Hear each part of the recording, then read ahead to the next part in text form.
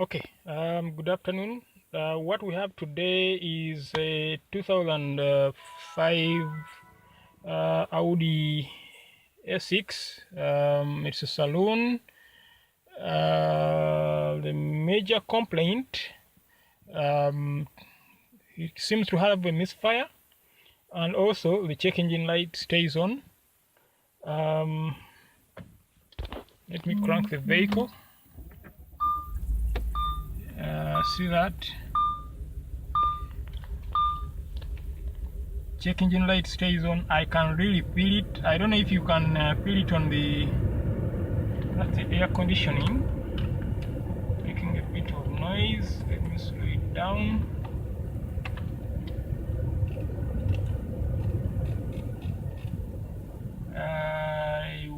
Yeah, so the air conditioning is now quieter, but you can see from the shaking, I'm resting my phone against the steering wheel, so any shaking you're seeing on the camera is due to the misfire. I can feel the misfire, it's there, and the customer says she feels a bit of loss of power. Obviously the misfire is quite obvious, although it doesn't make that much noise. So my next step is to check what codes I'm getting, because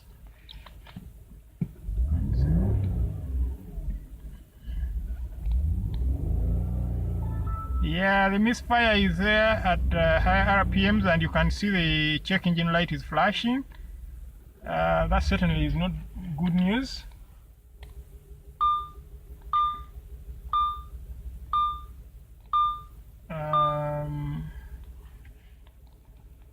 It's got other warnings, blah blah blah. So let me bring you to the screen here. I would start my software.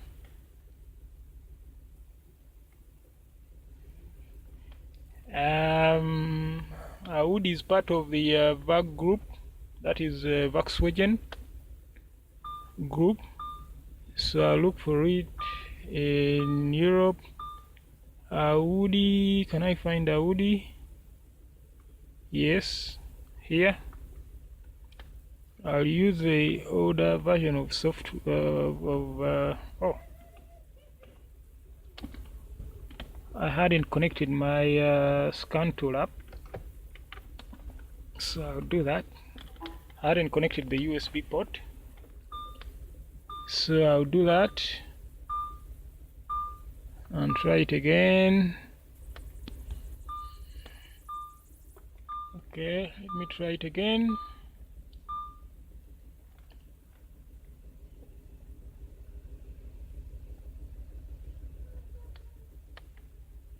Check engine light is now flashing all the time. It's not just staying on, it's flashing, which cannot be very good news. This one must have CAN bus. I'll go to common, and then I'll go to engine straight, read fault codes. Check that out. I have coolant fan control module malfunction. I have bank 1 mixture adaptation, system to reach, load detection implausible value, mixture blah blah blah, camshaft actuator, bank malfunction. You know what, I'm just going to save this. Ignition activation cylinders. Okay, cylinder 3 misfire detected. I suspected something to do with when I felt the misfire, the first thing I wanted to attack, even before reading codes, were the coils, but I needed to get to read the codes first and look at the data.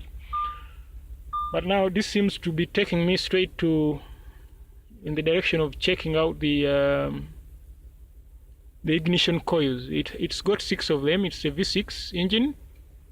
So what I'm going to do, since I've I'm going to save these codes, to write them down and then clear them and see which come back immediately, and then begin tackling those one by one. It's not a very good habit to clear codes before you make a fix, but in this case, because I have so many unrelated codes, I'm going to do just that.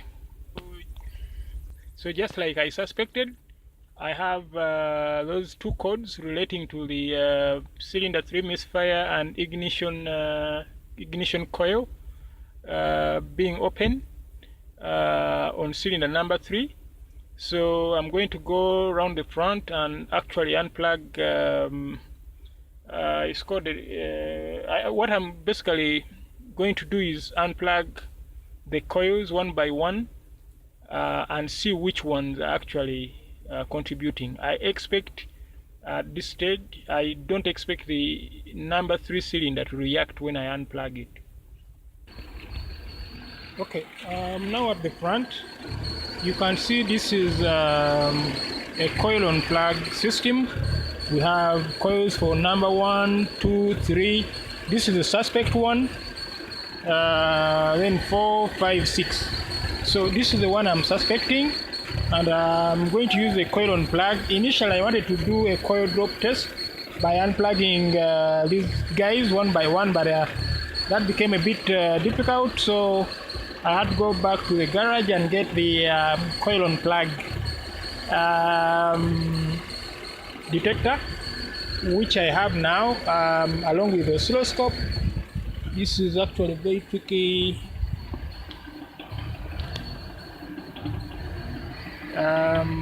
That's where I managed to get my ground. This thing is covered in plastic all over, as you can see. So this was the best place for me on the brake pads. Actually, that's where I managed to get my ground for the detector, and that's my oscilloscope over there. And I keep you glued on the screen here. I don't know how well you can see that shot. I have a lot of glare and reflection. Now I'm running. I'm going to begin with the coil number 1, then 2, then 3, and you see the difference. That is coil number 1. You can see the firing. I think I had to invert. The image. You can see that's coil number 1 firing. That's coil number 2 is firing. I'm on coil number 2 now. And right now, I'm on coil number 3, and there's absolutely nothing. Absolutely nothing. I'm going to go back to coil number 2. Coil number 2 is firing, and coil number 1 is also firing, as you can see. Coil number 3, nothing. So basically, either we have a bad coil or poor control of this coil by the computer. I doubt it is the latter. I think it's the former.